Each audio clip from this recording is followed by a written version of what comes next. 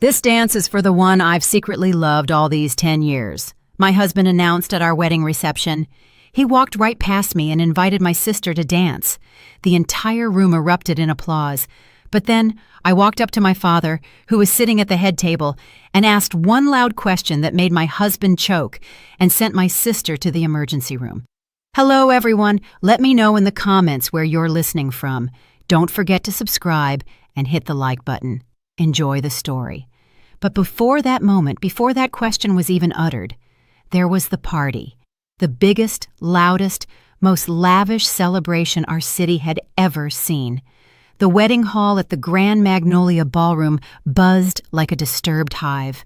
Hundreds of guests, the entire business and social elite of our thriving mid-sized city, ate, drank, and laughed.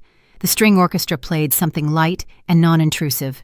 Crystal chandeliers bathed everything in a warm golden glow, and servers glided silently between the tables, delivering champagne and hors d'oeuvres. Nia Hayes sat at the main table in the bride's spot in her flawless white gown, feeling like an exhibit in a museum. She smiled, nodded, and accepted congratulations, but a dull, inexplicable dread was building inside her. Her husband, Darius Vance, who had become her husband just 3 hours earlier, was magnificent. Tall, charming, in a designer tuxedo, he was the life of the party. He moved easily from table to table, shaking men's hands, kissing the ladies' cheeks, his infectious laugh echoing across the floor. He was the ideal son-in-law for her father, Elijah Hayes, ambitious, sharp, from a good, though recently struggling family. He was the perfect husband for her, Nia, the reliable, serious, elder daughter who had spent her entire life doing exactly what was expected of her. She looked at her father. Elijah Hayes, silver-haired and authoritative, sat at the head of the table like a king on his throne. He was pleased. Everything was going according to his plan. His business empire, built on food processing, was now cemented by this strategic corporate merger. He occasionally cast approving glances at Nia, and those glances made her uneasy, as if she had just been successfully sold. Next to her father sat her younger sister, Simone, bright, capricious, and always the center of attention. Today she wore a tight, wine-red dress that accentuated her figure. Simone was bored. She listlessly poked at her dessert and shot sultry glances at Darius. Nia was used to those glances. Simone always looked that way at everything that belonged to Nia. First her toys, then her friends, and now her husband. But Darius, it seemed, paid her no mind. At least, not today. The MC for the evening, specially flown in from Los Angeles, announced a toast from the groom. Darius walked to the center of the room and took the microphone. The guests quieted down, turning toward him. He surveyed them with a beaming smile that, however, did not linger on Nia. "My dear friends, my dearest family," he began, his smooth baritone filling the hall. "I am the happiest man alive. Today, I have joined my life with the Hayes family, a family I have known and respected for 10 years. 10 long years." He paused, and there was something theatrical, something rehearsed about that silence. A lot has happened over these years, but all this time, one secret, one great love, has lived in my heart. The guests hummed approvingly. How romantic. Nia felt a cold knot tighten in her throat. She had known Darius for exactly 10 years. He came to their factory as a young specialist right out of college. But she remembered no secret love. Their relationship had begun just 1 year ago, swiftly and frankly, professionally. Her father introduced him as a promising young executive, and things took off. And I believe that today, on this most important day, I must finally be honest. With all of you, and with myself, Darius continued, raising his voice. He looked toward the head table, but not at Nia. His gaze was fixed on Simone. This dance, this first dance in my new life, is for the one I've secretly loved all these 10 years. Nia's heart skipped a beat. What was this? Some idiotic joke? A prank? The orchestra struck up a slow, tender melody. Darius, still holding the microphone, walked toward the main table. He was coming straight for her. Nia began to rise from her seat, tangling herself in the folds of her wedding dress, ready to accept his hand. But he walked past. He did not even glance at her. He passed just 3 feet from her chair, leaving a trail of expensive cologne and icy humiliation in his wake. He approached Simone. Simone blossomed. There wasn't a shadow of surprise on her face, only triumph. She rose gracefully, extended her hand, and he led her to the center of the floor. The world narrowed down to that one spot for Nia. Her husband was twirling her sister in a dance. And at that moment, the worst thing happened. The guests, they started applauding. Tentatively at first, then louder and louder. They didn't understand. They decided it was some grand gesture, a touching family tradition. Oh, how sweet! What a surprise! So touching! A dance with the maid of honor! Echoed from every side. The applause hammered like a funeral march for her life. Nia sat in her white gown under that golden light and felt herself shattering into a million pieces. She saw her father's smiling face, applauding too, approving this farce. She saw Darius's back and Simone's happy face resting on his shoulder. She was superfluous at this celebration. She was merely a function, a shield for something else. She wanted to scream, to run away, to break down right here in front of hundreds of eyes. But instead, something inside her clicked, something cold, hard, and sharp as ice. She remembered a conversation with her father 2 months ago, his harsh words, his ultimatum. "You will marry Vance. It is non-negotiable. He has to become part of the family. He has a debt hanging over his head that could sink both him and us if it surfaces the wrong way. You are the guarantee. You are the cement for this deal." Back then, she didn't argue. She had always been the obedient daughter. But now everything had changed. The deal was done. She had fulfilled her part, and they had simply thrown her away. The tears dried before they even began. She slowly, very slowly, placed her glass of champagne on the table. She took another, full glass, and stood up. The ringing in her ears muffled the music and the applause. She saw only one target, her father. She walked toward him. Every step was an effort, as if she were wading through thick water. Her voluminous dress snagged on the legs of chairs. Guests stepped aside, looking bewildered at the bride who had abandoned her seat. The music was still playing. Darius and Simone were still dancing, oblivious to everything around them. She reached the head table, stopping directly in front of her father. He stopped applauding and looked up at her with cold annoyance, as if to say, "What do you want? Don't interrupt." Nia took a deep breath, filling her lungs, and asked the question. She did not yell, she did not cry. She spoke loudly and clearly, so everyone in the room heard her in the sudden silence, because the music abruptly cut off mid-note. "Father," her voice was even and cold. "Since Darius just confessed his love for Simone, does this mean you're forgiving the $750,000 debt that you forced me to marry him to cover?" Time stopped. The applause died as abruptly as if it had been cut off with a knife. Someone dropped a fork, and the clatter of metal on the plate seemed deafening. An absolute, deadly silence fell over the room. All eyes were fixed on her, on her father, on the dancing couple frozen in the center of the floor. Darius choked. He coughed so violently he doubled over. The champagne he had drunk before his toast caught in his throat. His face flushed red. Simone pulled away from him. Her eyes were wide with horror. She looked at Nia, then at her father, then at the guests. Hundreds of pairs of eyes, admiring just a minute ago, now drilled into her like an auger. A public exposure.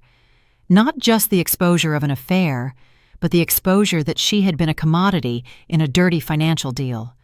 Her face went as white as the tablecloth. She began to gasp for air. Her chest heaved spasmodically. I, she croaked, and suddenly her legs gave way. She collapsed to the floor like a cut flower. Panic erupted. Someone screamed. Guests scrambled from their seats. Her father jumped up, overturning the table. "A doctor! Call an ambulance immediately!" he yelled, rushing towards Simone. Darius, still coughing, rushed over too. The hall dissolved into chaos, a blur of motion. Someone was on the phone. Others were trying to revive Simone. Naya stood in the same spot, clutching the still full glass of champagne. She watched the pandemonium, feeling neither schadenfreude nor satisfaction, only emptiness. 10 minutes later, medics arrived. They swiftly and professionally loaded Simone onto a stretcher. She was unconscious. As they carried her past Nia, one of the paramedics gave her a swift, judgmental glance, as if she were to blame for everything. The stretcher was wheeled out of the room. Darius bolted after them. At that moment, Naya looked at her father. She expected anything, a scream, an accusation, maybe even a physical blow. But she was looking for even a drop of support in his eyes. She was still his daughter. Elijah straightened up. He turned to her, his face purple with rage. He stepped right up to her. His eyes were glacial. He seized her arm above the elbow. His fingers dug into her skin like claws. "You foolish girl," he hissed so quietly that no one but her could hear. Hatred rang in his voice. "You didn't expose him. You just destroyed this family." He flung her arm away, turned, and strode quickly toward the exit, following the ambulance without looking back. Nia was left alone. In the middle of a ruined celebration, in her pristine white wedding dress, which now felt like a shroud. Guests watched her with judgment, fear, and curiosity. She was the center of attention, but she had never felt more isolated in her life. The family had just passed judgment on her. Nia remained standing there. The guests, seized by a wave of awkwardness, quickly offered hurried farewells and dispersed, careful not to meet her gaze. The Grand Magnolia Ballroom, full of laughter and music just 10 minutes ago, rapidly emptied. Servers silently cleared the nearly untouched food from the tables. The party was dead. She set the glass down. Her hands were steady. Everything inside her was burned to ash. Only cold, ringing cinder remained. She had to do something, go somewhere. After the official part, the family and closest friends always gathered in the smaller banquet room for a private celebration. She was family. At least she thought she was until this evening. Gathering the hem of the heavy, now alien-feeling dress, she walked toward the inconspicuous door at the end of the corridor. Marcus, the security guard, whom she had known for years, blocked her path. He wouldn't meet her eyes. His gaze was fixed elsewhere, on the richly decorated wall. "Ms. Hayes, you can't go in there." His words were quiet, almost apologetic. "What do you mean, I can't, Marcus?" Naya's voice was even, devoid of emotion. "My family is in there." Mr. Hayes gave the order. He finally met her eyes, which held a mixture of pity and fear. "Said you weren't to be admitted." It was the first blow. Direct, without pretense. She had been erased. She was no longer part of the inner circle. She nodded, unwilling to show him her humiliation, turned and walked toward the exit. The coat check attendant silently handed her a light coat, which she draped over her shoulders on top of her wedding dress. Outside, the cool night air hit her. She hailed a cab. "Where to?" the driver asked, curiously studying the bride without a groom in his rearview mirror. Nia gave the address of the new condo her father had gifted her and Darius for the wedding. Their love nest, her new home. The ride through the city at night was surreal. Glowing storefronts, sparse pedestrians, the traffic lights. It all seemed like scenes from someone else's movie. The cab stopped at the new, exclusive high-rise. The concierge, greeting her politely, opened the door. She rode the elevator up to her floor, walked to the door of their apartment, number 77, and put her key in the lock. It wouldn't turn. She tried again. Then again. Useless. She jiggled the handle. Locked. The lock had been changed. In the time it took her to get there, someone had already arrived and replaced the lock. Darius, or her father's people, so fast, so mercilessly. She rested her forehead against the cold metal door. Behind that door were her things, her clothes, her books, a part of her life to which access had just been cut off. The phone vibrated in her coat pocket. She pulled it out. The name Father flashed on the screen. She answered. "Hello? Where are you?" Her father's voice was icy, businesslike, no emotion. "At the door of my apartment, which I can't get into." "That is no longer your apartment or your job. As of tomorrow, you are fired from the factory," he continued, dictating the words, "for the public scandal that damaged the company's and the family's reputation. Your bank accounts are frozen. All of them were tied to corporate accounts, so don't try to withdraw a penny. That's all. Don't call this number again." The line went dead. He had hung up. The banishment was complete and final. No job, no money, no home. She slowly sank to the floor in the empty hallway, leaning her back against the wall, the wedding dress spread around her like a white cloud. She needed to call someone. There had to be someone. She found the number for Mr. Sterling, her father's longtime business partner. He had known her since childhood, always calling her sweetheart. He answered after the third ring. "Hello, Mr. Sterling. It's Nia Hayes." A heavy pause hung on the other end. "Nia, I'm very busy right now," he quickly stammered. "Can't talk," and hung up without letting her finish, without asking what was wrong. She felt the first tear roll down her cheek. She wiped it away with the back of her hand. Can't fall apart now. She dialed another number. Mrs. Dubois, her late mother's friend, who hugged her at every meeting and said how much she resembled her mother. "Yes, sweetie." Her voice sounded worried. The rumors must have already spread through the city. "Mrs. Dubois? Hello? I'm in trouble. I have nowhere to sleep tonight. Could I—" The line suddenly cut off. Nia looked at the screen. Call ended. She called back. The subscriber was unavailable. She had been blocked. That was it. Her entire world, so stable and predictable, had ceased to exist within the span of an hour. She was a pariah, a toxic asset that everyone was rushing to discard. She stood up. She had to go. But where? Then an image surfaced in her memory. An old house on the outskirts of the city, overgrown with wild ivy. A house her father had strictly forbidden her to ever visit. The home of her Aunt Vivian, her father's older sister, with whom he hadn't spoken in 20 years. "She is poison to this family. Forget she exists," he had told her once when Nia was a teenager. Now that poison was her only hope. She went outside. It began to rain, a fine, cold, unpleasant drizzle. It immediately began to soak through the thin fabric of her coat and wedding dress. She walked. She had no money for a cab, and asking a driver for a free ride was beyond her. She walked across the entire city, and her wedding attire turned into a soggy, dirty mess. Her heels clicked on the wet asphalt. People, the few pedestrians, shied away from the strange figure of the bride, trudging alone in the rain. Her makeup ran, leaving dark streaks on her cheeks. An hour later, she reached the location, an old but sturdy brick house, set back in an overgrown yard. Lights were on in the windows. She approached the heavy wooden door and knocked. The door was opened by a tall, thin woman with gray hair pulled back in a tight bun. Vivian. She strongly resembled her father, the same sharp features, but her eyes looked different, not commanding but penetrating, as if they saw right through a person. She looked at Nia, at her wet dress, at her smeared mascara. No surprise or pity registered on her face. "I was waiting for one of Elijah's children to finally see the truth," she said in a steady, calm voice. "Come in. You'll catch cold." Inside, the house was simple but cozy. It smelled of dried herbs and old books.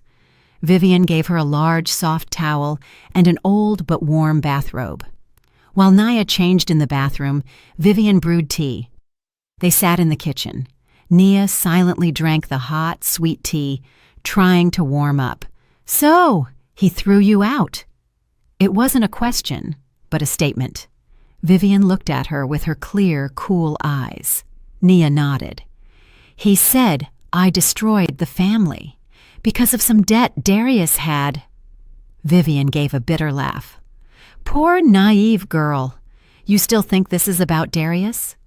Nia looked up at her. Who else? Father said Vance had a $750,000 debt, and that this marriage was a way to tie him down, force him to work for the family to pay back every penny. Elijah always knew how to spin a good lie, Vivian cut in. She leaned across the table toward Nia. The debt was indeed $750,000, only it wasn't Darius's debt. She paused, letting the words sink in. It was Simone's debt. Your little sister's. Nia gasped for breath. What? How? Very simple, Vivian continued mercilessly. For the last few years, your sister has been living a double life. While you were working at the factory, controlling product quality, she was flying out to Miami and Vegas. Luxury hotels, expensive restaurants, designer clothes. She always wanted a lifestyle beyond her means. She borrowed money from shady lenders at insane interest rates.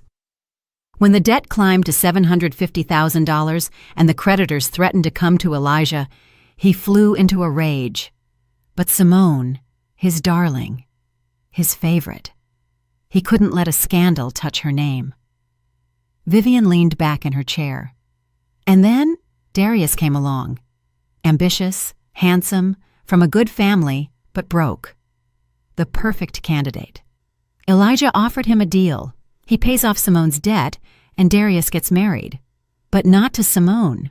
No, Simone had to stay clean. He had to marry you, the reliable, obedient Nia, who never asks too many questions. That way he tied Darius to the family, making him beholden. And you were the payment in the deal, the collateral. The world had just turned over again. The betrayal was deeper, uglier than she could have imagined. She wasn't just a humiliated bride. She was a bargaining chip in an operation to save her sister's reputation. Nia sat with her head bowed. She didn't have the strength even for anger, only a dull, all-consuming ache. What am I supposed to do now? She whispered. Vivian was silent for a moment, watching her intently. Then she stood up, walked to an old dresser, and took something small from a drawer. She returned and placed an old, tarnished key on a simple string in front of Nia. For starters, stop seeing yourself as a victim. Your mother was not a fool, Nia. She saw your father and sister for who they were. She left you tools. Nia stared at the old key lying on the kitchen table. It was heavy, a real key, the kind they didn't make anymore. Tools. Her aunt's word echoed in her head. She picked up the key, and the cold metal seemed to pass on a piece of its hardness to her. What is this key for? She asked, looking up at Vivian. A small studio in an old district near the river bend, Vivian answered, collecting the teacups. Your mother bought it long before she died, kept it a secret from Elijah. She called it her sanctuary, a place where she could breathe and think without his constant control. He never found out about it. After her death, I kept paying the bills so the apartment wouldn't be taken. I knew it might be needed one day. Nia spent the night at her aunt's in a small guest room. She didn't sleep. She lay there, staring at the ceiling, replaying the events of the last 24 hours. Humiliation, banishment, betrayal. And now, this secret left by her mother. In the morning, Vivian gave her a little cash for the time being and some simple clothes, dark slacks and a gray sweater that once belonged to her daughter. Changing out of her aunt's bathrobe, Nia felt a semblance of composure for the first time in hours. The wedding dress, dirty and crumpled, lay in a shapeless heap in the corner. I wrote down the address for you, Vivian said as Nia left. Go, Nia, and remember, your mother was the strongest person I ever knew. Far stronger than your father. She had to take the bus. She sat by the window watching the city pass by, a city that was no longer hers. There was the bakery where she and her father ate ice cream when she was little. There was the theater where Darius took her on their first date, and there was the massive gray building of their factory, Hayes Family Foods, where she had worked for the last 15 years. All of it was now part of someone else's life. The house near Riverbend turned out to be an ordinary, worn-down 3-story brick walk-up. No concierges or shining lobbies. Nia climbed the creaking staircase to the 3rd floor and found door number 24. Her heart hammered. She inserted the old key into the lock. It turned with a loud, rusty screech. The door opened, and Nia stepped into the past. The apartment was tiny but perfectly clean. The air was stale, smelling of dust and time. Simple furniture, a sofa bed, an armchair, a writing desk by the window, a small kitchen behind a curtain. Everything was in its place, covered by a fine layer of dust. It was as if the owner had just stepped out and would return any minute. On the wall hung a tear-off calendar, frozen on a date from 10 years ago, the day her mother died. Nia slowly walked around the room, running her hand across the desk. What was she looking for? What tools? She opened the closet. A few of her mother's simple dresses hung there, her old coat. Stacks of books lined the shelves. Nothing unusual. Her gaze fell on the writing desk. It was empty except for an old desk lamp. She pulled the drawers. The top 2 were unlocked. Inside were stacks of clean paper, pens, paper clips, everything as expected from a person who valued order. But the bottom drawer was locked. Nia took out the key Vivian had given her. It didn't fit. She tried turning it this way and that, but it was no use. Disappointment swelled in her throat. Had it all been for nothing? She sat in the chair and looked around. Her gaze fell once more on the calendar. 10 years. She walked up to it, touched the yellowed leaf, and suddenly noticed a tiny scratch on the wall behind it, as if something had been hidden. She carefully peeled back the corner of the calendar. Taped to the wall was a small key, a cabinet lock key, secured with a piece of tape. Her hands trembled slightly as she inserted the tiny key into the lock of the bottom drawer. It clicked. She pulled the drawer open. Inside lay one single item, a thick ledger with a hard, dark green cover. Nia pulled it out and placed it on the desk. It wasn't a diary. The first page, in her mother's neat, tiny handwriting, read, "Inconsistency log, Production Bay 2." She began to flip through the pages, a chill creeping over her with every turn. It was a meticulous, detailed record of all production anomalies during the last 2 years of her mother's life. Dates, batch numbers, product names, and 2 columns, the official reason for disposal and the actual fate of the goods. A record from March 15th, product, premium beef stew, batch number 481, disposed 800 cans, official reason, seal integrity breach during transport, and next to it, in the other column, actual fate, sold via A.V. Johnson, cash payment, sum delivered to E.P. Hayes, record from April 29th, product, condensed milk, batch number 512, disposed 1,200 cans, official reason, manufacturing defect, fat content non-compliant with standard. Next to it, actual fate, sold at City Market, cash payment. Some delivered to E.P. Hayes, page after page, dozens of entries, hundreds of thousands of units of product that were logged as defect, spoilage, or breakage, but were actually sold on the side for cash. This was an entire underground business empire operating parallel to the official one. Her father had been stealing from his own company for years. She, as the head of quality control, hadn't seen anything or hadn't wanted to. She believed the documents he supplied her. Nia closed the book. This was the tool, not just proof of theft, but a weapon. But she didn't know how to use it. These entries were just numbers. She needed someone who could confirm how these massive batches of disposed goods could quietly leave the warehouses. Someone from the inside. And she remembered. Calvin. Mr. Calvin Jasper, the stern, taciturn warehouse foreman who had worked at the factory even before she was born. He was the only one in the planning meetings who dared to argue with her father, for which her father hated him and constantly threatened to fire him. But he didn't fire him because no one knew the warehouse operations better than Calvin. And most importantly, Calvin deeply respected her mother. He often told Nia, "Your mother was a woman of conscience." She found his number in an old contact book on her phone. She called.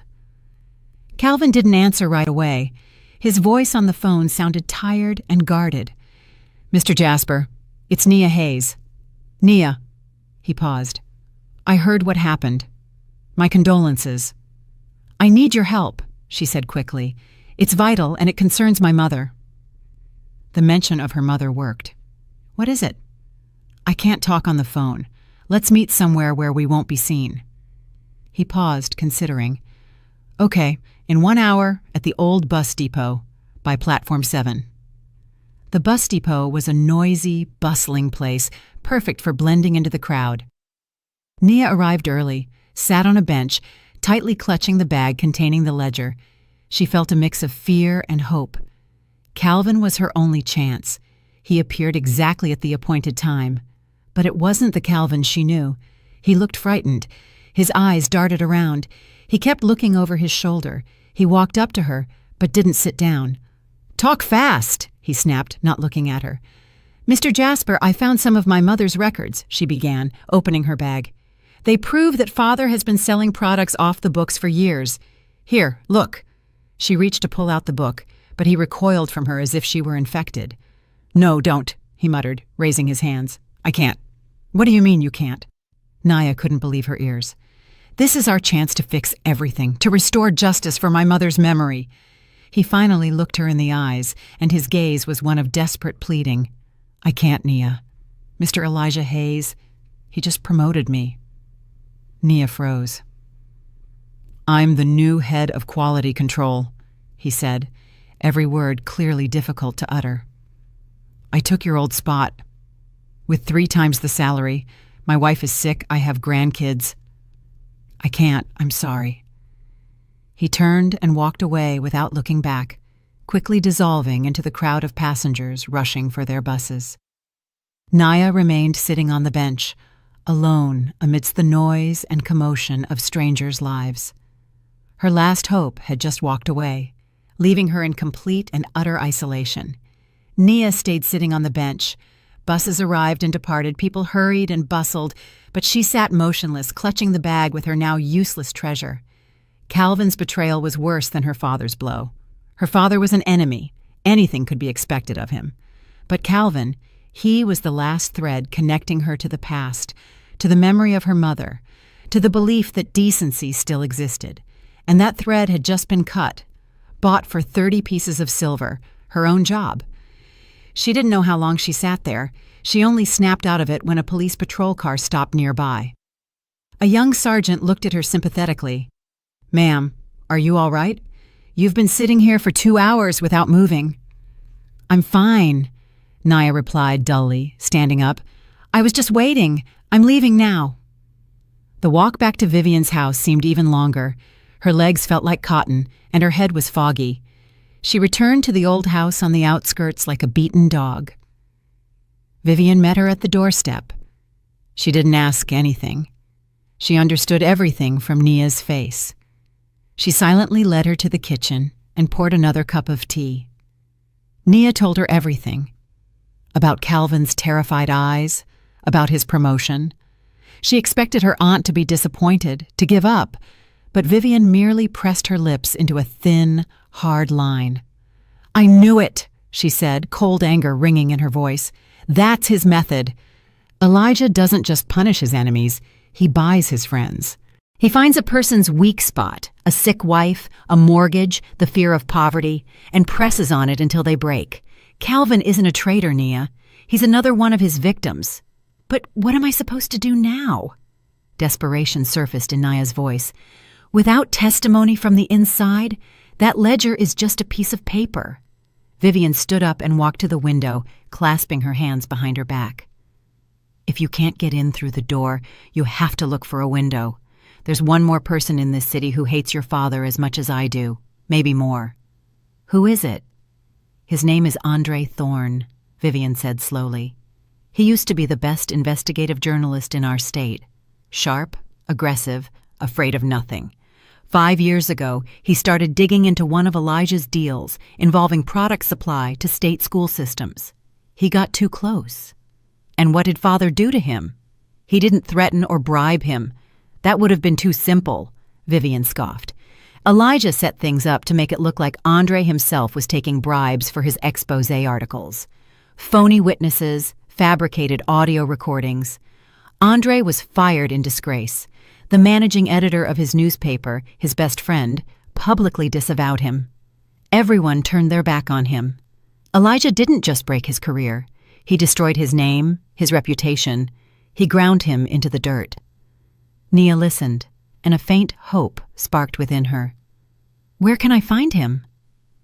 I'm afraid he's not in a good place right now. The last I heard, he's writing cheap ad copy for some little outfit called Creative Plus. It's in the basement of an old business center. Finding Creative Plus wasn't hard.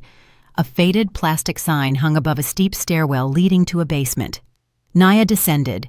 The sharp smell of cheap tobacco, instant coffee, and stale air hit her nose. In the small room, cluttered with papers, a man in his 40s sat behind an old computer, thin, with dark circles under his eyes and 3 days of stubble. An overflowing ashtray sat on the desk in front of him. "What do you need?" he asked, without looking up from the monitor. "Car wash slogans are on sale today." "I need Andre Thorne." "Well, you found him." He finally looked away from the screen. His eyes were tired and cynical. "To what do I owe the visit of a respectable lady to my crypt?" Nia walked closer and placed her mother's ledger on his desk. "My name is Nia Hayes, and I need your help." "My father?" He chuckled, seeing her surname. "Hayes? The daughter of the great Elijah Hayes? Are you having a family dispute? Sorry, I'm not interested. I don't dig through other people's dirty laundry anymore, especially the Hayes families. Once was enough for me." He demonstratively turned back to his computer. "I know what he did to you," Nia said firmly, "and I have proof that he was defrauding his own factory for years." Andre turned back to her. A flicker of interest crossed his eyes, but quickly vanished. "Proof?" He scoffed skeptically, but nevertheless picked up the ledger and lazily flipped through a few pages. Neat handwriting, numbers, dates. "And what does this prove? That your dad didn't pay taxes on part of his profit?" "Minor tax fraud. Every other businessman in our city does it. In court, he'll say it's a forgery, that a resentful daughter is seeking revenge. No prosecutor will touch a case like this against Elijah Hayes. Go home, miss. Don't waste my time or yours." He pushed the book away. Nia felt the floor drop out from under her. Was he going to refuse too? Desperation gave her strength. "No, you don't understand. This isn't just theft." She grabbed the book, frantically turning pages. "There's a system here. Look at the dates." She jabbed her finger at a few consecutive entries. "Here, October 28th, the last Friday of the month. Here, November 25th, the last Friday. December 30th, also the last Friday. They were disposing of huge batches of goods on the same day every month. That can't be a coincidence." Andre froze. He picked up the ledger with a different, more focused movement. He looked closely at the dates Nia pointed out. The cynical mask on his face began to crack. He flipped through a few more pages. His eyes scanned the lines quickly. "The last Friday of every month," he muttered to himself. A spark ignited in his dull eyes, that same spark of excitement that Elijah Hayes had tried to extinguish 5 years ago. He stood up abruptly, pushing his chair back. "Wait here." He walked to a huge metal cabinet in the corner of the room, fumbled with a ring of keys for a long time, and finally opened it with a screech. The cabinet was crammed with old, dusty files and newspaper clippings. This was his private archive, everything that remained of his past life. He pulled out several thick folders labeled City News from different years and dumped them onto the desk.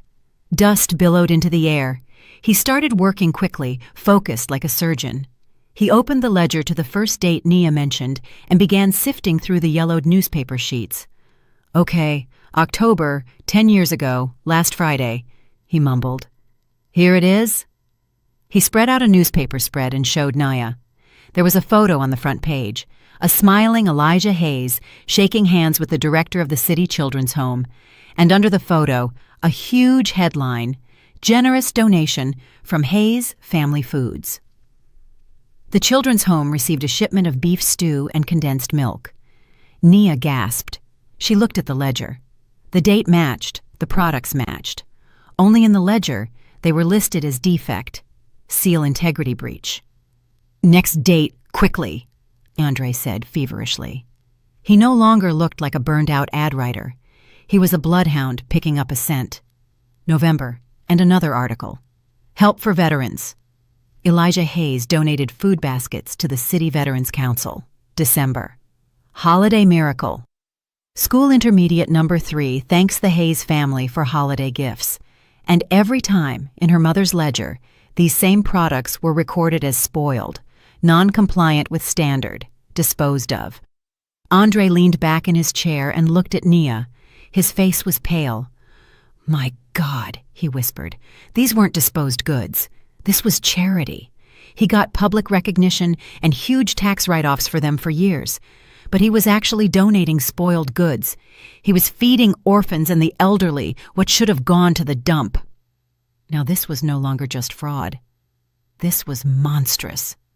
"I'll help you," Andre said firmly. Steel rang in his voice. "We will destroy him." He grabbed his phone to make the first call to an old contact at a competing regional newspaper, the only major publication not controlled by Elijah Hayes. But before he could dial the number, a notification popped up on his smartphone screen. "Urgent news from the main city portal." Andre stopped mid-motion.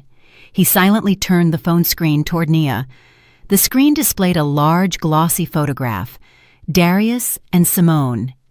They stood embracing in front of the Hayes Family Foods logo. Both were beaming with happiness, and beneath the photo was a headline in bold type. "Love triumphs. Hayes Family Foods announces new director Darius Vance, following annulment of marriage to vengeful bride." Andre clicked the link. The article opened instantly, taking up the whole screen. It wasn't just news. It was a verdict, delivered and executed in front of the entire city. Nia read, and the words blurred before her eyes, then gathered again into ugly, venomous sentences.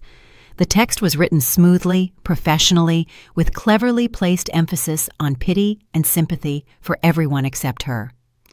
The tragic love story that was nearly destroyed by a moment of weakness and female jealousy, the article proclaimed. As our portal learned, the decision to annul the marriage between Darius Vance and Nia Hayes was mutual and made hours before the ceremony. Nia, unable to cope with the bitter truth that her fiancé's heart belonged to another, staged a disgraceful scene at the wedding, attempting to slander not only her former beloved but her own family. Andre read the excerpts aloud, his voice devoid of all emotion, which made the words cut even deeper. In an exclusive interview with our correspondent, the heartbroken but strong-willed Simone Hayes, who is now recovering from a nervous breakdown, and her faithful beloved Darius Vance shared their story. Blah, blah, blah. "We loved each other for 10 years, but duty to the family and respect for my older sister prevented us from being together," he quoted Darius. "When Nia learned the truth, we agreed to part as friends. I don't know what came over her. Perhaps the pain was too much." The story about the debt was a complete fabrication, the ranting of a jealous, resentful woman. Then more followed. The article cited sources close to the family who claimed Nia had always been difficult, withdrawn, and envious of her brighter, more outgoing sister. Her question to her father at the wedding was presented as a premeditated, vengeful act aimed at destroying the family business out of personal spite. "They're not just defending themselves," Andre said, putting down the phone. His face was serious. "They're attacking. They're creating an image of you, the crazy, vengeful old maid. And they did it in one night, fast, professional. Your father didn't waste any time." Nia was silent. She felt herself being slowly encased in concrete. She hadn't just been kicked out. She was being erased, and an ugly caricature was being painted in her place. Now she was not the victim of betrayal. She was the villain. She returned to Vivian's house, devastated. Her aunt had already read everything online. She just shook her head. That's his style. First, destroy the reputation, and then you can do anything you want with the person. The whole city is already talking about you, Nia. Nia felt that the very next day. She needed to go to the drugstore for a painkiller. Her head was splitting from the tension. She pulled the hood of an old jacket Vivian gave her over her head and went outside. She ran into Ms. Davis, their neighbor from the old apartment where Nia grew up. Ms. Davis always smiled kindly and asked about her work. Seeing Nia, Ms. Davis froze for a second. Her face stretched into a look of fear. She pretended not to see her and sharply crossed to the other side of the street, almost getting hit by a car, literally running away. At the drugstore, the young pharmacist, who just a week ago had admired her and asked about the wedding preparations, served her with an icy face, not saying a word and slamming the change on the counter. People stared at her from everywhere, from the windows of houses, from passing cars. People whispered behind her back. She heard fragments of phrases. "That Hayes girl? What a disgrace! To set up her own father like that!" She was not just an outcast. She had become a leper in her own city. The social pressure was almost physically palpable. It weighed on her shoulders, making it hard to breathe. That evening, she was back in Andre's basement office. "The ledger is good," he said, pacing nervously in his cramped space. "But it's not enough now. They've poisoned public opinion. If we come out with those records now, everyone will say it's part of your revenge, that you forged your mother's handwriting to destroy your father and sister. We need something else, something that proves this wasn't just tax fraud but a long, cynical conspiracy. We need proof that Simone and Darius were in on it with your father, that they knew." Nia sat on the shaky stool, staring blankly at his computer screen where that same photograph still hung, the happy, radiant faces of the victors. Darius, Simone. Her gaze automatically skimmed over their clothes and hairstyles, and suddenly it caught on something glittering on Simone's neck. She leaned in. Andre noticed her tense gaze. "What is it?" "Zoom in on the photo," Nia requested, her voice hoarse. With a few clicks of the mouse, Andre magnified the image. Now Simone's neck and chest were visible in full detail. She was wearing a necklace, a delicate gold chain with 3 large, dark blue stones surrounded by a scattering of tiny diamonds. Sapphires. Nia stared at the necklace, and a glacial chill slowly began to rise from her stomach to her throat. She knew that piece. Every facet, every curve. She had seen it hundreds of times in the jewelry box on her mother's dresser. That's impossible," she whispered. It wasn't just anger that seized her. It was cold, sticky horror. She jumped up, overturning the chair. "I have to go," she blurted to a stunned Andre, running out of the basement without hearing his questions. She was almost running through the evening streets. One thought hammered in her head, one image, that necklace. She burst into Vivian's house like a whirlwind. Her aunt, reading in an armchair, looked up at her in surprise. "Aunt Vivian," Nia was gasping for breath. "My mother's necklace, her main piece. Do you remember it?" "Of course I remember," Vivian replied slowly, putting down her book. "The antique French work, deep cornflower blue sapphires. Grandmother called them widow's tears. Why?" "It's on Simone," Nia exhaled.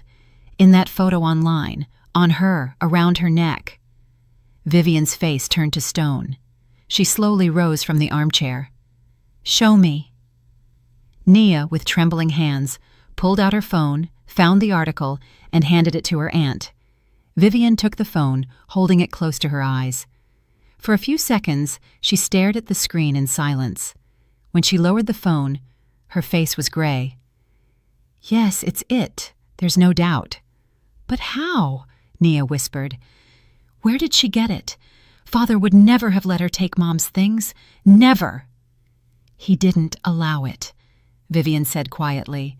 Her voice was full of strange, terrifying certainty, because he didn't even know where it was. Nia stared at her, not understanding. "That necklace, Nia," Vivian continued, looking her straight in the eye, and there was an abyss in her gaze. Her most treasured piece. It went missing from her jewelry box on the day she died. Nia's legs buckled, and she sank into a chair. She couldn't breathe. On that very day, Vivian finished, her words falling into the silence like a stone into a deep well. 10 years ago, the very day Darius Vance first crossed the threshold of your factory, and the very day he now tells everyone his secret love for Simone began. Vivian's words hung in the air. The day of death, the day Darius appeared, the day the secret love began. 3 points that suddenly connected into one ugly, sickening line. This was no longer just betrayal or humiliation. This was a nauseating, sticky web of lies woven over 10 years. Their love wasn't just a secret. It was a conspiracy, a plot that began with theft. They didn't just steal a necklace. They stole the last valuable item belonging to a dying woman and then built their relationship on that foundation. Nia stood up. Her head was clearer than ever. The pain was gone, replaced by a cold, ringing fury. "I need to go back there," she said, staring into the distance. "Where, Nia?" Vivian asked. "To her apartment, the sanctuary. There must be something else. She couldn't have left only the ledger. That was for business. This is personal." Vivian nodded silently, understanding everything without words. Nia took the bus across the city again, but this time she didn't look out the window. She looked inside herself, trying to piece together the scattered fragments of memories from that day 10 years ago. She remembered it vaguely. She was 25. She was at work when her father called and said her mother was having heart trouble. Then the second call, she was gone. The official cause was a massive heart attack. It all happened very quickly. She remembered her father's distraught face, Simone sobbing on his shoulder. She barely knew Darius then. He was just the new guy in the logistics department. No one suspected anything.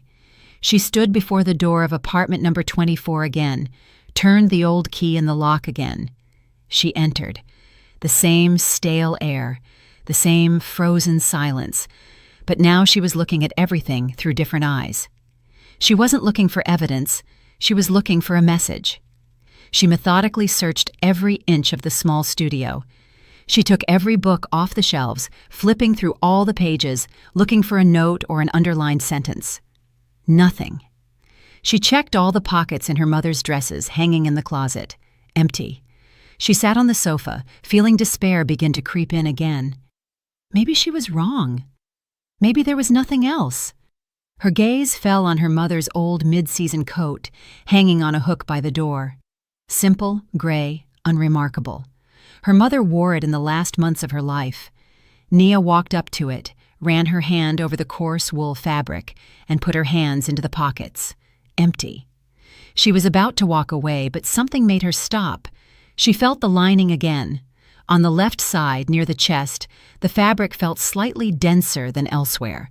She pressed the spot again. Beneath the smooth silk lining was something hard, rectangular, something sewn inside. Her heart began to pound faster.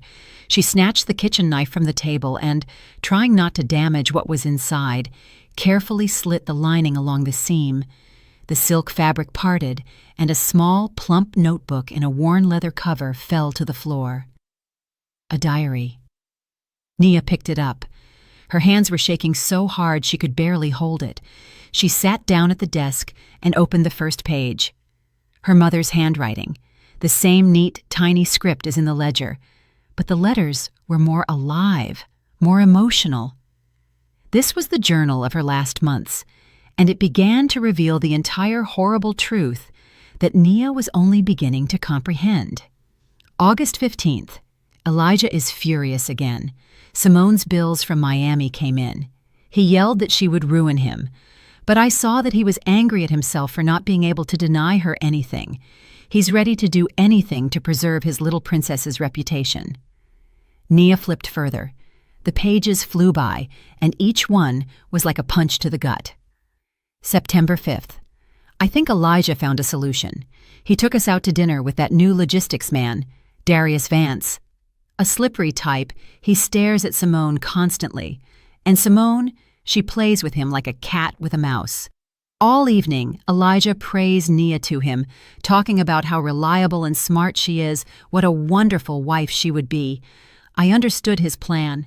He wants to sell one daughter to save the other. God, the shame. September 22nd. Today, I accidentally overheard Elijah and Simone talking in his office. I thought it was about the debts, but it was far worse. Simone was laughing and saying, "Dad, it's genius. Why should we log the spoiled goods as waste when we can donate them? We'll get tax breaks and the reputation of philanthropists." It was her idea. Hers. My daughter invented a way to poison orphans with spoiled stew to pay for her dresses. I walked into the office, told them it was monstrous. Elijah told me not to meddle, and Simone... She looked at me and laughed in my face, said I didn't understand modern business. Nia closed her eyes. It was hard to breathe. So these weren't just her father's schemes. It was their joint venture, a collaboration between father and favored daughter. She forced herself to read on. The final, fatal date was approaching. The entries became shorter, more anxious. October 10th. I can't watch this anymore. I can't live in the same house as these people. I tried to talk to Elijah again. He said if I told anyone a single word, he'd lock me up in a mental facility. Said I had a bad heart and was imagining things. October 13th. Today, I found my sapphire necklace in Simone's jewelry box, the one they call widow's tears. She just took it. When I asked her why, she answered, "I need it more. Darius likes expensive things." I realized she would stop at nothing. And then, the last entry, written on the day she died. The handwriting was shaky, hurried. October 15th. That's it. I can't be silent anymore. I will stop this. This morning, I told Simone that if she and Elijah didn't confess everything and stop this donation scam by tonight, I would go to the police. I showed her copies of some pages from my ledger. She should have been terrified, remorseful, but she was so calm. Too calm. She said, "Fine, Mom. Let's talk tonight. I'll come to your room after work. She's coming tonight. She'll be here soon." Beneath these words was the last line. She's coming. I don't know why, but I'm scared. The diary ended. Nia sat motionless, staring at those final words. So that's what happened.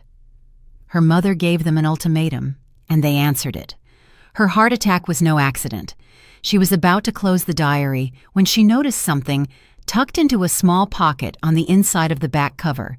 She carefully pulled out a yellowed piece of paper folded into quarters. It was a pharmacy receipt. She unfolded it. The receipt bore the name of a local pharmacy. The date was 2 days before her mother's death and a list of medications.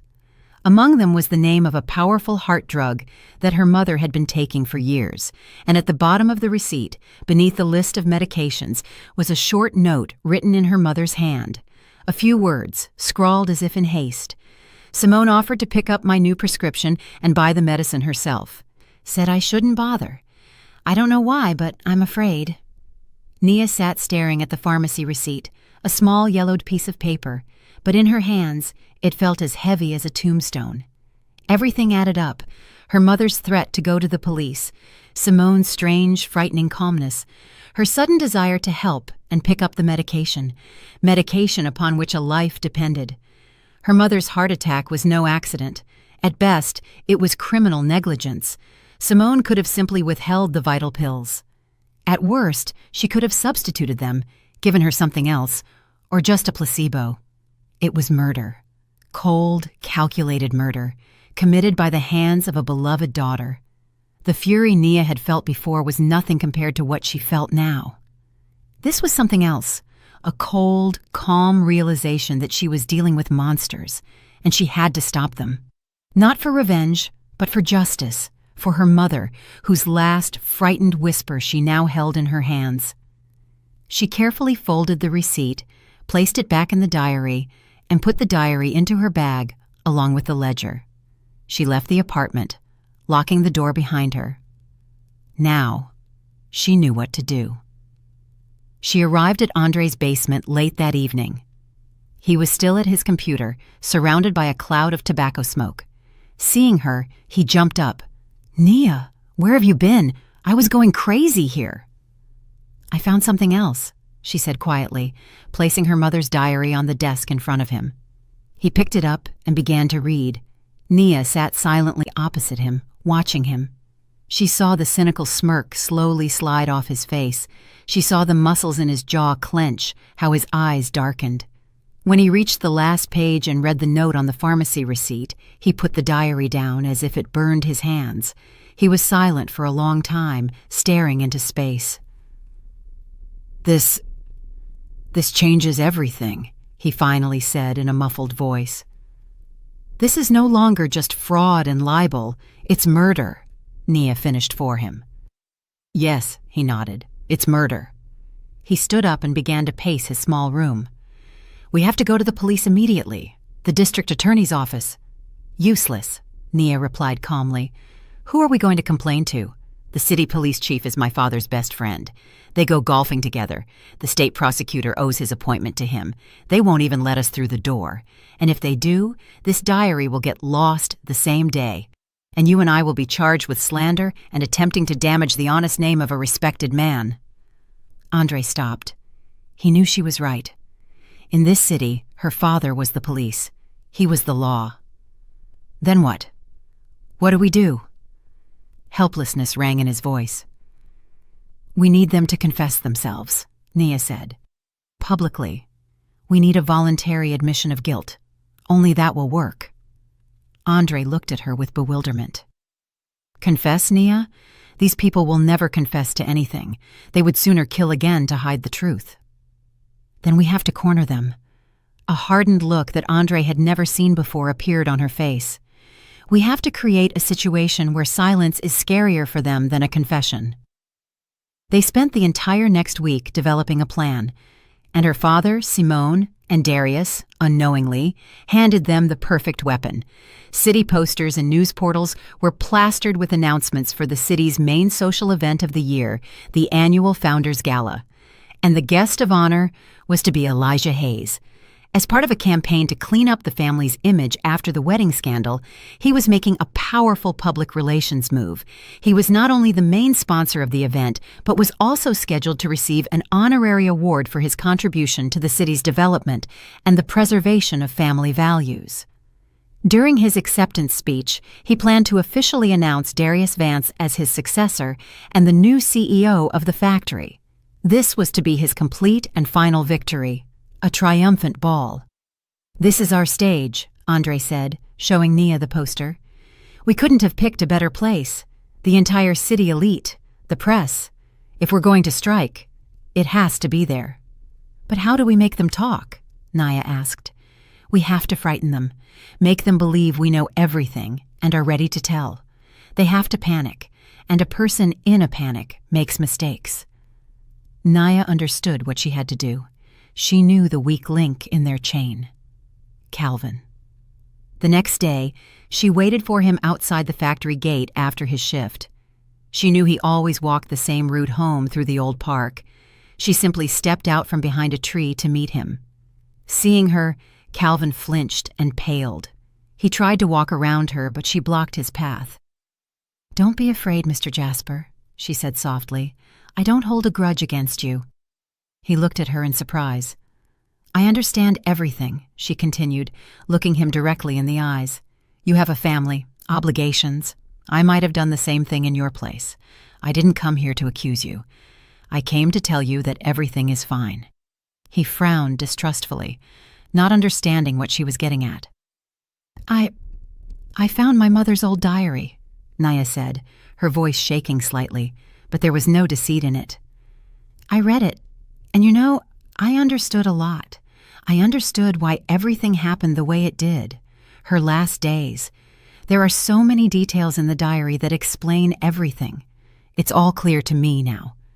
She spoke vaguely on purpose, without specifying any details. She was dropping bait. "I just wanted you to know that I'm not angry with you," she finished. "Goodbye." She turned and walked away, leaving him standing in the middle of the park in complete confusion and fear. She had no doubt what he would do. A person living in fear always runs to their master. She was right. Andre, using old contacts, asked a friendly phone technician to trace the calls from Calvin's number. An hour after her conversation with him, Calvin called one single person, Elijah Hayes. The conversation was short, less than a minute. The trap had sprung. Now, all they had to do was wait. They didn't have to wait long. That same evening, as Nia sat with Vivian in the kitchen, there was a knock on the door, loud, insistent. Vivian went to open it. Nia heard her aunt's surprised exclamation, and then Darius's voice. "What do you want here, Vance? Get out," Vivian said. "I need to talk to Nia," he replied brazenly. "I know she's here." He shoved the older woman aside and entered the house. He stopped in the kitchen doorway when he saw Nia. His face held a mixture of anger, fear, and some sort of false confidence. He was wearing an expensive suit. He smelled of success and anxiety. "Nia, we need to talk," he said, trying to keep his tone businesslike. "Alone." "Speak here. Vivian is my family." Nia cut him off. He was momentarily flustered, but quickly composed himself. He walked to the table and placed an expensive leather briefcase on it. He opened it. The briefcase was filled with stacks of $100 bills. "There's $250,000, $250,000 here," he said. "Cash. If it's not enough, tell me how much you want. Name your price, Nia." Nia silently looked at the money, then at him. "The price for what?" Darius sighed deeply. "For the diary. For your mother's diary. Let's end this circus. You take the money, you leave the city, you start a new life, and we all just forget about it. We can all walk away from this without losses." Nia slowly rose from her chair. She looked at his scared face, at the money, at his trembling hands. They were terrified. They believed she knew everything and had come to bargain. She looked him straight in the eyes. "Get out," she said quietly and distinctly. "Just get out of this house." He was taken aback. "Nia, don't be a fool. This is your only chance. Think about it." "I said get out and tell Elijah and Simone," she paused, "that we'll see them at the gala." Darius's face twisted. He understood the negotiation had failed. He snapped the briefcase shut, grabbed it, and throwing Nia a look full of hatred, bolted out of the house. Nia remained standing in the middle of the kitchen. The trap was set, and they, scared to death, were walking right into it. The days remaining until the gala passed in a haze of quiet, tense anticipation. Nia and Andre worked out every detail. Andre arranged for his old friend Malcolm, a reporter from a regional newspaper in a neighboring state, the only major publication not controlled by Elijah Hayes, to come, posing as an ordinary guest. Vivian, using her status as a founding family member, easily secured 3 invitations, one for herself, one for Nia, and one for her friend from out of state, Mr. Malcolm. Everything was ready. And then the evening came. The ballroom of the Metropolitan Hotel sparkled. Huge crystal chandeliers, reflected in the gleaming polished floor, flooded everything with dazzling light. A string orchestra played. Servers in white gloves carried champagne and canapes. The air buzzed with hundreds of voices, laughter, and the clinking of glasses. The entire city elite was here. The mayor, officials, bankers, industrialists, their wives in diamonds and evening gowns. It was a parade of hypocrisy. And Nia, walking into the room on Vivian's arm, felt as if she had entered a viper pit. She wore a simple black dress, long and severe, without a single piece of jewelry. It was the complete opposite of her wedding dress and the bright, loud gowns of the other women. Next to her, Vivian, in her old-fashioned but elegant velvet dress, looked like a queen in exile. At the entrance, 2 security guards in strict suits, clearly briefed about her, tried to stop them. "Pardon me, Miss Hayes," one of them began, blocking the way. But Vivian didn't even slow her step. She measured the guard with an icy stare. "This is my guest, young man, or do you have orders not to admit guests to the Founders' Gala?" The guard deflated. He recognized Vivian. Arguing with her was tantamount to career suicide. He silently stepped aside. They walked into the ballroom. Andre and Malcolm were already there, sitting at an inconspicuous table in the corner with a clear view of the stage. Andre caught Nia's eye and gave a subtle nod. The center of attention, of course, was her family. Elijah, in a flawless tuxedo, stood surrounded by the mayor and the city's most influential people, accepting congratulations. He was in his element, the powerful, confident master of his universe. Darius, the loyal heir, stood nearby, smiling respectfully. And Simone was the star of the evening. She wore a luxurious gold-embroidered gown with an elaborate updo, and, of course, the sapphire necklace glittered on her neck. She was laughing the loudest, drinking glass after glass of champagne, but in her eyes Nia noticed a feverish, anxious glint. They saw her, all three of them. The smile on Elijah's face froze for a fraction of a second. Darius tensed, and Simone shot her a look full of hatred and poorly concealed fear. The ceremony began. The host spent a long time complimenting Elijah Hayes, listing his contributions to the city. Then the mayor stepped onto the stage and, to thunderous applause, presented him with a heavy crystal statuette, the Family Legacy Award. Elijah approached the microphone. The room quieted. "My dear friends," he began in his well-trained, confident voice, "it is a tremendous honor for me to stand here today. But this award is not just mine. This award belongs to my entire family. A family for whom concepts like honesty, integrity, and responsibility to the community have always been and always will be paramount. These are the values I inherited from my parents and which I pass on to my children." Nia slowly walked forward. She walked straight across the room between the tables toward the stage.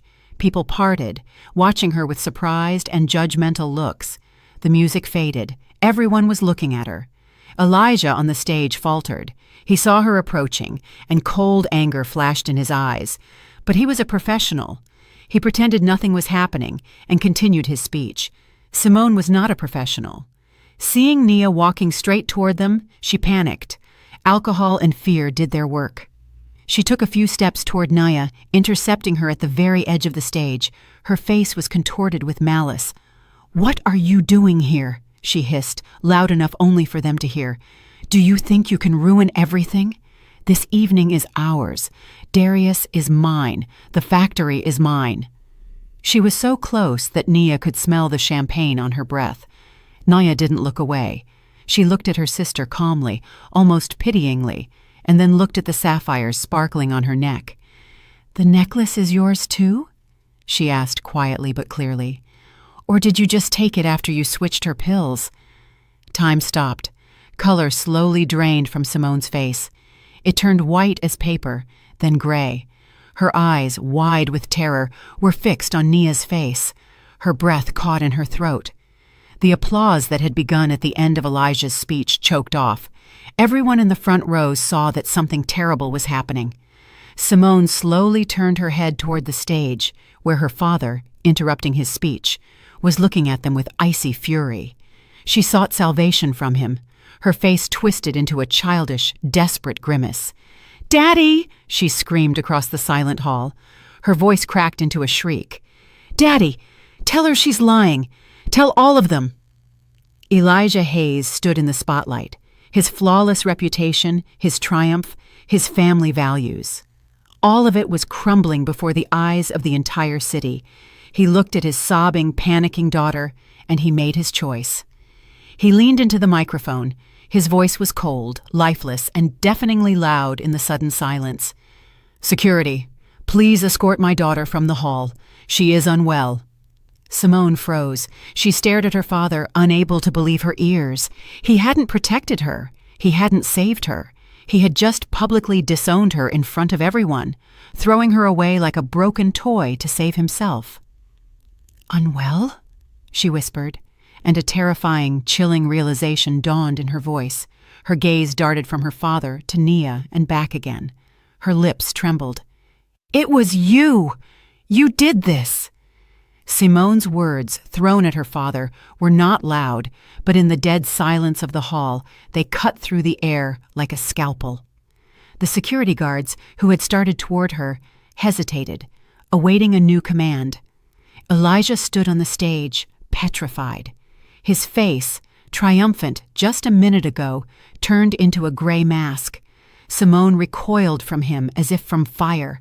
She stumbled back a few steps away from the stage, toward the huge, echoing lobby. She turned and practically ran, tripping over the hem of her luxurious gown. It was a flight from her father, from Nia, from the hundreds of pairs of eyes watching her with stunned, horrified curiosity. And at that moment, everyone moved. Elijah, snapping out of it, quickly stepped off the stage. He couldn't let her escape. He couldn't let this conversation continue here. He rushed after her. Darius, pale as death, realizing that his brilliant future had just vanished like smoke, instinctively followed his patron. Nia moved after them calmly, without rushing. She knew this wasn't the end yet. This was the finale, and she had to play her part. Behind her, like shadows, slid Andre, and next to him Malcolm, the reporter. Their smartphones were already in their hands. The small red recording lights glowed in the dim light. They were predators who had smelled blood. They emerged into the massive marble-paneled lobby. The echo of their footsteps boomed under the high arches. Guests spilled out from the ballroom behind them but kept their distance, forming a living semicircle at the entrance. No one wanted to miss the climax. Simone reached a massive column and stopped, pressing her back against it. She was cornered. Elijah, Darius, and Nia surrounded her. "Stop the hysterics, Simone," Elijah hissed, trying to grab her arm. "You don't understand what you're doing." She shrieked, yanking her arm away. "It was me. You just sacrificed me in front of the whole city." She turned to Nia. Madness and hatred mingled with fear in her eyes. "You won't prove anything," she screamed, her voice cracking. "Nothing! You have nothing but your sick fantasies!" Nia silently took a step forward. She didn't raise her voice. She simply pulled 2 items from her small clutch bag, the plump notebook in the old leather cover, and the yellowed pharmacy receipt. She didn't open them. She simply held them in her hand like irrefutable evidence. "I don't need to, Simone," she said quietly. "You've already confessed everything." Your face said more than any proof. Darius saw the diary. He recognized it. He had seen that same notebook in Nia's hands the night he came to bargain. And he realized the game was over. All his ambitions, his CEO chair, his future, all of it was in that little notebook. And the cowardly, selfish instinct for self-preservation took over. He took a step aside, physically separating himself from Elijah and Simone.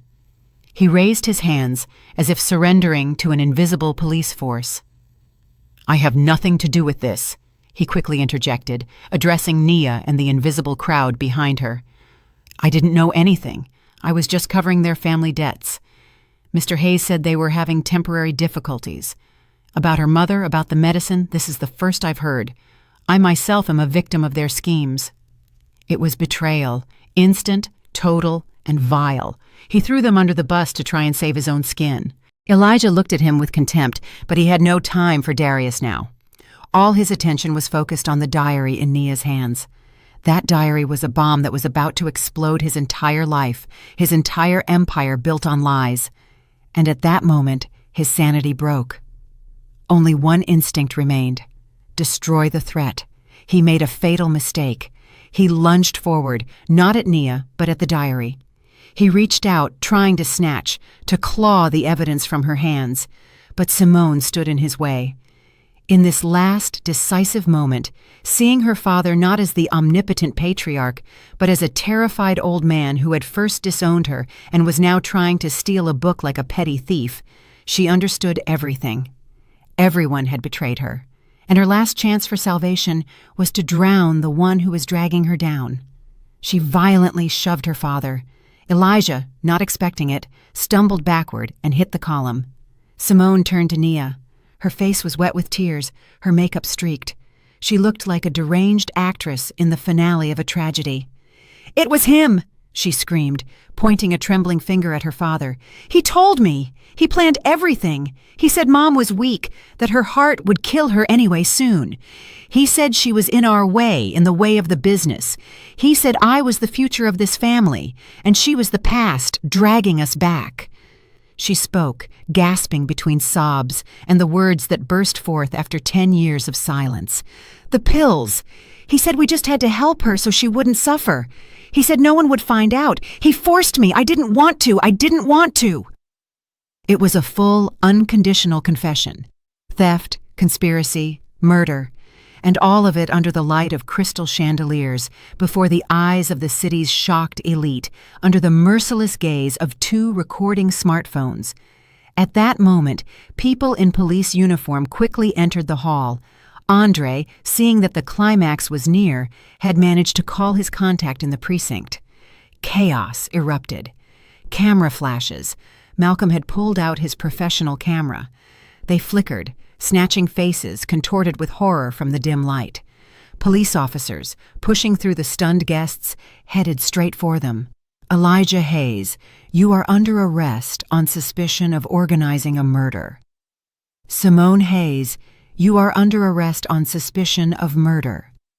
"Darius Vance, you are under arrest on suspicion of complicity and grand larceny." Elijah was silent. He stared into space.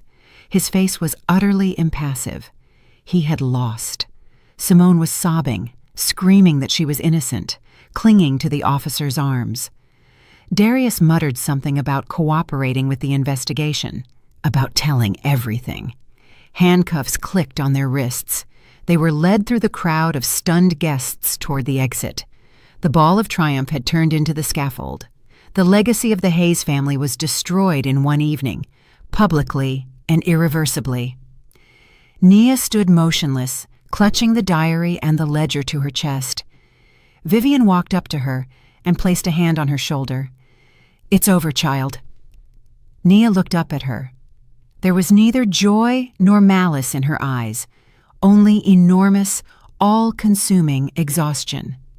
"No," she said quietly, "it's only just beginning." 6 months later. The morning was cold but sunny.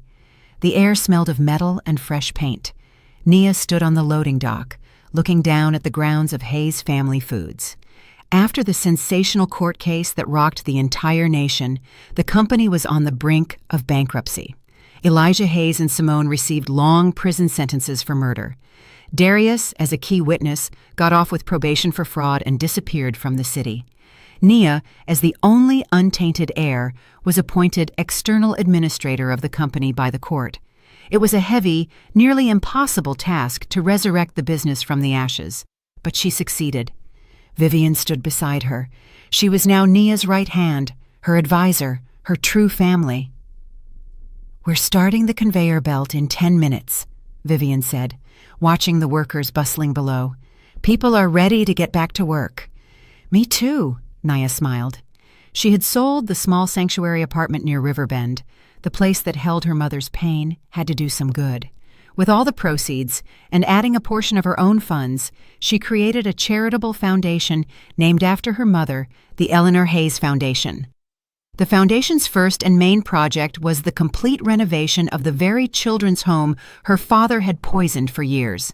Now, the foundation ensured they received deliveries of the freshest, highest quality products. Her victory was not in vengeance, it was in the restoration of justice. Nia looked at the factory logo. The old letters, Hayes Family Foods, had been taken down. In their place shone a new laconic inscription, Eleanor's Products. Below, a whistle blew, and the conveyor belt slowly crawled, carrying the first cans of new, honest product. Nia took a deep breath of the cold morning air. Her war was over. Her life was beginning anew, and she was ready for it. And so this complex and dramatic story concludes, my friends. A story about the betrayal of those closest to us, but at the same time, a story about the incredible strength of one woman who was able to go against everyone and restore justice. I'm sure it left a mark on everyone. And perhaps the main question that remains with all of us after the finale, Did Naya do the right thing? On the one hand, she exposed thieves, fraudsters, and even murderers. She stopped a terrible crime, as her father and sister had been poisoning orphans and the elderly for years. She cleared her mother's name and revived the family business on the principles of integrity. Her victory seems absolute. But on the other hand, the price of that victory was horrible. She personally destroyed her own family, sending her biological father and sister to prison. Was justice worth such total annihilation? Was there another, perhaps less brutal path for her? Could she have found the strength to forgive them, or are such crimes unforgivable? What do you think about this? We would really like to hear your opinion. Perhaps you have some questions about the plot. Did something seem incomplete, or are you just curious about what happened to the other characters? Please don't hesitate to write everything that is on your mind in the comments below this video. I will make sure to read all your thoughts. And of course, if this story touched you, if you sympathized with Nia and followed her struggle with bated breath, please support us by liking this video and subscribing to our channel if you haven't already. Your likes and comments are the best reward for us and an incentive to create new, even more captivating stories for you. All the best. At the end of this video, a window will appear in the middle of the screen. Please click on this window. Our other most interesting stories will be there.